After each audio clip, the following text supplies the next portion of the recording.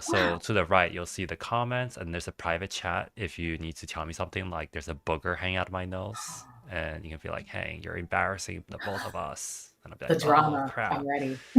Yeah, I remember I had a teacher who was like a professor who was just like lecturing us for like an hour, and then realized his file was open, and I was trying to discreetly tell him like, "Please, Mister," like because I Woof. don't want to embarrass him in front of the class, but I also felt really terrible. Oh my So God. anyway, we're live now. So Hello. yeah, hey everyone. This is day 3 of our live stream marathon. So I am cooked at this point, but I'm having fun and we've raised over $2,000 in the last 2 days. So I am so appreciative of everyone. And I already noticed my voice is slowly changing. So let's see what I sound like by tomorrow, by Friday. And look, listen, Tiffany, she lost her home, and this would be so helpful for her to help her get back on her feet. So many families in Altadena have lost everything, and it's just so amazing that the design community is coming together to help the folks in LA. So thank you, everyone. And today we have Catt Small kicking us off with our first episode of the day, and I'm just so honored to have you as a guest on this marathon. So I'm not at my best, and I feel like you're just gonna carry the whole show for the rest of the hour. And I just wanna, you know what? Why don't you do introductions because I think you have a really interesting background. So tell us about Oh, yourself. oh, thank you. Well, yeah, thanks for having me here. And yeah, sending love to everybody who is in LA right now, kind of either dealing with the terribleness that is the air quality or potentially trying to rebuild. My name is Catt Small. And yeah, what about me? Let's see. So I've been in design. This is my 15th year, which is really strange to say, as a design professional. My background, so I'm from New York, I'm from the Bronx originally. Um, I was really into technology at a pretty young age. And what I mean by that is I was so into Sailor Moon that I found this dress up doll community where you could make your own dress up dolls, but you had to code them to do that. So I learned to program when I was like 10. And I learned to make websites because of that. I'm of the Neopets generation also. So shout outs to anybody who's of the Neopets generation. Yeah. So Life that's kind of, changing. yeah, it's, we are Legion. But yeah, that was my history. And then basically, I went to an arts high school in the city, learned about graphic design, decided to go to graphic design in, into the graphic design major in college. And then this was around 2007, 2008. So then, like, the iPhone came out, but also the economy was garbage. So I was like, let me optimize for making money, but also having fun. And web design was kind of the nice intersection between those two things. And then through web design, that's actually how I learned about product design. That's amazing. Did you go to LaGuardia in New I York? did. I'm always like, I don't know who knows I about know. LaGuardia High School, but shout outs to LaGuardia High School, the talent that comes out of that school. We've got Timothy Chalamet and also Nicki He's from Minaj. LaGuardia. Yeah, He's from LaGuardia. he went to Wow. LaGuardia. That's that's pretty cool. So that's awesome. I wish I went to LaGuardia. I like begged my parents to let me go, and they were like, "No, this is not your future." But yeah, but here, It was a fun school, I have to say. I'm yeah, sorry that your parents were so judgy because it was amazing, but also I'm sure that where you went was also great. I don't know if you want to be like high school doxxed on your live stream, but yeah, like LaGuardia High School was an incredible place and I am glad that I could go, but also, there's upsides to a lot of the schools in the city, I think. yeah. I went to math and science high school. I did not like it one bit. So I really wish I went to LaGuardia. My life would have been completely different. But who knows? Who knows? You I still might. got here. Yeah, I still got here. Maybe if I went to LaGuardia, I might end up as like an engineer or something. So who knows? Yeah. Exactly. I have So to say, like, when I got into college, I ended up actually going and hanging out at an engineering college because I missed the nerds. So you find your way. You find your way to your people. not our nerds. You wouldn't miss any of us. Oh We were no. pretty. boring. But oh, almost forgot. We got to call some of the donations. More than $20 came in just last night, in the last few minutes, actually. Anonymous donations, thank you so much. If you were anonymous on GoFundMe, please like reach out to me so I can thank you in person, privately, however you prefer. It just means so much to me. And Jennifer F and Julie Xie, thank you so much for donating. Really appreciate you. If you haven't donated yet, please hit the QR code on the bottom right or any of the comments and the link. I'll drop that in a second. Kat, I feel like your background's amazing. Like you have a really cool Maven course. You've worked at some of the top companies in tech industry, and I think one of the coolest parts actually you're the executive director of a gamer expo, Yeah, yeah, and yeah. not Game just Devs of any Color. gamer expo. So tell us about that. Yeah. I like to bury myself in side projects. So one of my favorite pieces of work that I get to do, in addition to being a designer, is also that I make video games.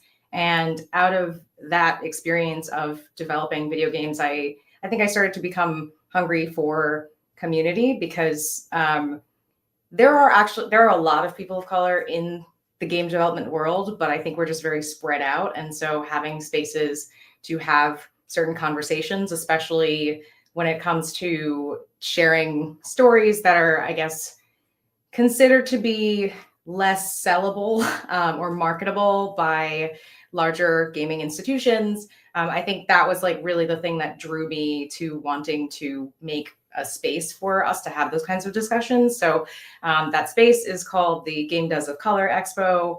And yeah, this is going to be our 10th year actually. And a couple of years ago, we actually became a nonprofit. So now Game Devs of Color Incorporated is the nonprofit entity that organizes the Game Devs of Color Expo. We give out grants to people who make video games as well. And we also do things like organize scholarships for some of the major gaming events. So this year, we are actually going through applications right now for the GDC Game Developers Conference scholarships that we're going to hopefully give out to a wonderful group of people. And so we'll be sending people to GDC in San Francisco this March. And then we also did some fundraising for folks who were affected by some of the layoffs and just generally challenging landscape of game development that is 2024 and now 2025. So we're also going to be handing out funds to those folks soon. So yeah, I stay busy. Yeah, no kidding. You're doing a lot of really cool things. And I hate asking this, but for the folks who are really suffering or having a hard time in the tech industry right now, is the gaming industry better or worse? I'm gonna say that the gaming industry is worse in a lot of ways Yeah, because actually I've gone back and forth between thinking about joining the gaming industry or whether I should stay in tech proper because they're basically like cousins or siblings.